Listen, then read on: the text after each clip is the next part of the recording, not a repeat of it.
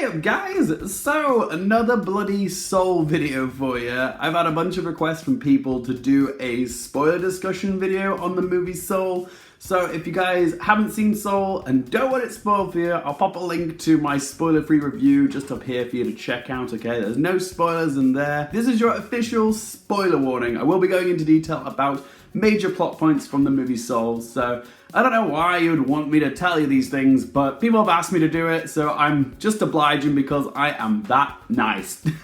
Personally, I think people should just watch this film on Christmas Day when it comes out on Disney Plus, rather than me reciting the storyline to you. But if you have decided to stick around, don't say I didn't warn you. So a quick speedy synopsis for you guys. Soul is about a middle-aged middle school band teacher slash aspiring jazz pianist called Joe Gardner, voiced in this film by Jamie Foxx. One morning, Joe books an audition to play piano for this jazz quartet. He does a good job of it. The lady who runs the band, called Dorothea Williams, voiced by Angela Bassett, says, "Come back at 7 p.m. for your first show, and if you do a good job, you've got the job." But shortly after that, Joe falls down a manhole and his soul leaves his body. Joe's not ready for his life to be over, so he tries to find a way to get back to his body. That's about as much as the trailers give you in terms of plot. They don't give too much away. So here come all the spoilery details. When Joe jumps off the travelator to the great beyond, he lands in the great before, which is where new unborn souls get their personalities before they jump through the Earth portal. There are these two-dimensional characters known as Jerrys, which are essentially counselors of the soul world,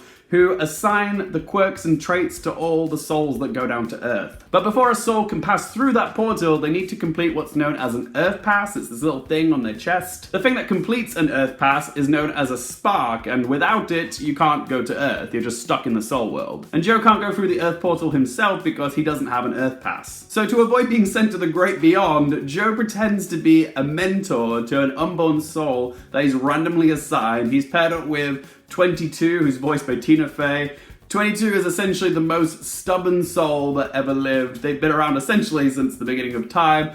Didn't want to go to Earth, just didn't have any passions, and she's had a variety of soul mentors to try and help her find her passion. Marie Antoinette, Carl Jung, Muhammad Ali, Mother Teresa, but none of them have successfully helped her find her spark, her reason for living. She gets lumped on Joe, and they make a deal. If Joe can help 22 find her spark, then she will give him her completed Earth Pass so Joe can get back to his body. But seeing as though, like, Abraham Lincoln and William Shakespeare couldn't help her find a spark, what luck does Joe have? After searching through every possible option which might be 22's passion or spark, they decide to see this character called Moonwind. Moonwind is an alive human being voiced by Graham Norton, whose spirit can access the soul world when he's in the zone. Being in the zone is when someone is so in the moment of their craft or creativity that they essentially transcend their physical body and go somewhere spiritual. For Moonwind, it's when he's sign twirling on the streets of Manhattan. And for Joe, he briefly accesses it himself when he's playing the piano as part of his audition for the jazz quartet earlier in the movie. Remember that, because it's important. Anyway, Moonwind manages to show Joe what happened to Joe's body. He's lying comatose in a hospital bed with a creature comfort cat for company. Joe then jumps through the hole to try and get back to his body, dragging 22 along with him, but it doesn't go as smoothly as he hoped. Joe wakes up in the body of the therapy cat, and 22 is now in Joe's body. This is when the plot gets very Disney. You got a cute, adorable cat and, you know, body swapping. It's like Freaky Friday, but with cute, adorable creatures. There had to be something cute and fluffy in this film, because I don't know how else Pixar is going to make any money off this film unless there's some character that you can make into some merchandise. The cat is very cute. Not as cute as my cat, but what is? So in their new bodies, they go to see Moonwind somewhere in Manhattan, and Moonwind says he will do some sort of ceremony or ritual to switch their bodies over. He just needs to gather some bits and bobs so he can perform the ceremony, so they agreed to meet up just before Joe's gig starts at 7 p.m. Hopefully they'll switch back in time so he can perform. So until then, Joe and 22 have some time to kill, so they have a day in New York. Joe runs a bunch of errands that he needs before his gig, so they go to his barber's and get his hair cut. They go to see his mother so they can get his suit fixed. And all the while, 22 is experiencing life as a human, the taste of pizza, the joy of music, the beauty of nature, and she learns that life as a human isn't as bad as she thought it would be. There's a lot of beauty and joy to be had from the little things in life. Meanwhile, there's a subplot involving one of the 2D characters, which I thought was called Jerry, but on IMDb she's listed as Terry, and she's voiced by Rachel House, the amazing Kiwi actress from The Hunt for the Wilder People. She is fantastic in this film. I think she might be my favourite character, actually. Anyway, Jerry essentially looks after the Count of the Great Beyond, and she notices that one soul was missing from the Great Beyond, so she goes looking for Joe in the human world to try and bring him back so that the Count balances out. Back in New York, just before Joe and 22 are about to meet up with Moonwind so they can switch bodies and Joe can do his gig, they have a falling out, and 22 essentially runs away in Joe's body, and Cat Joe runs after them. They go into this subway station, and that's when two-dimensional Jerry catches them and brings both their souls back to the Great Before. Except now something's changed. 22's Earth Pass is now complete because she found her spark, her reason to live. But Joe is adamant that a deal's a deal and that 22 owes Joe her Earth Pass so he can get back to Earth and play his gig. Joe goes back to Earth, wakes up in his body, goes to the club, plays the gig, wins his mother's approval and also Dorothea's approval, gets his dream job. However, it did come at a price because he's left his friend 22 untethered, disconnected from life in the soul world. She's distraught, without purpose, she's feeling lost. When Joe gets back to his apartment, he finds an assortment of items in his pockets which 22 had acquired while she was occupying his body. A lollipop from the barber's, a wheel of thread from his mother's tailor shop, as well as one of those little helicopter seeds. There's a lot of beauty in the little things that make up life. It really is a gift. Now that Joe has lived his life and achieved his dream, he wants to give his friend 22 that same gift of life. Using the piano in his apartment, he plays a piece of music which works as a bridge for him to access the zone.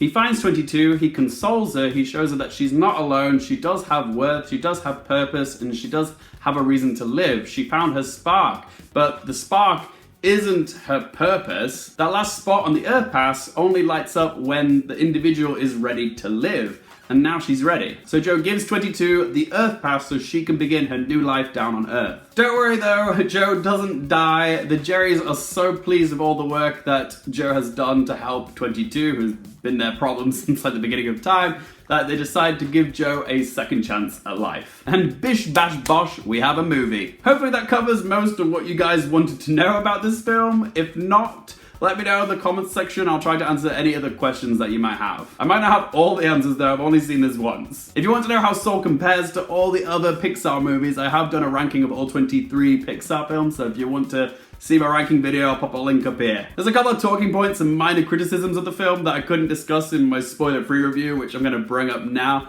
First of all is the cat. There's a great moment where Joe wakes up and finds himself in the body of the cat and sees that 22 is in his body, and they ask each other what happened to the cat's soul, and it cuts to the cat on the travelator going to the Great Beyond. It's a really funny moment, but later on in the film, when Joe returns to his body, you see the cat be reunited with its owner, and yeah, the cat is alive and well, so that implies that the soul of the cat is back in the actual cat. But that's a bit confusing because we saw the cat going to the Great Beyond, and I imagine once you go to the Great Beyond, there is no returning. So that's a little bit of a plot hole. If someone can explain that, then feel free to in the comments. Also, some people might be wondering, if Joe's soul leaves his body, doesn't that mean that he's dead, full stop? How on earth would he be able to return to his body?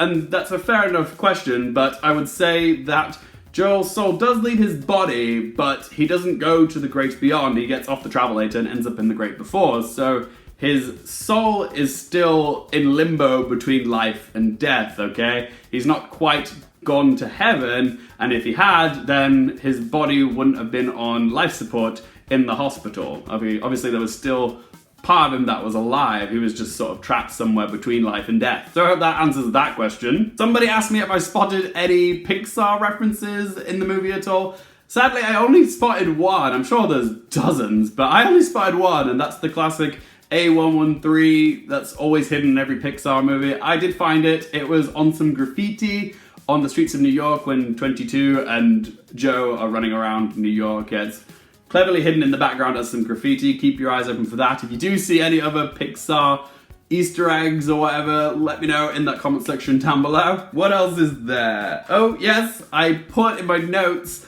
that, you know, the Disney opening credits, you know, with the castle and the When You Wish Upon a Star music? Well, I put When You Wish Upon a Star does not work as a jazz piece. Yeah, I wasn't a fan of them doing the When You Wish Upon a Star, but in jazz, it just sounded really clunky and awkward.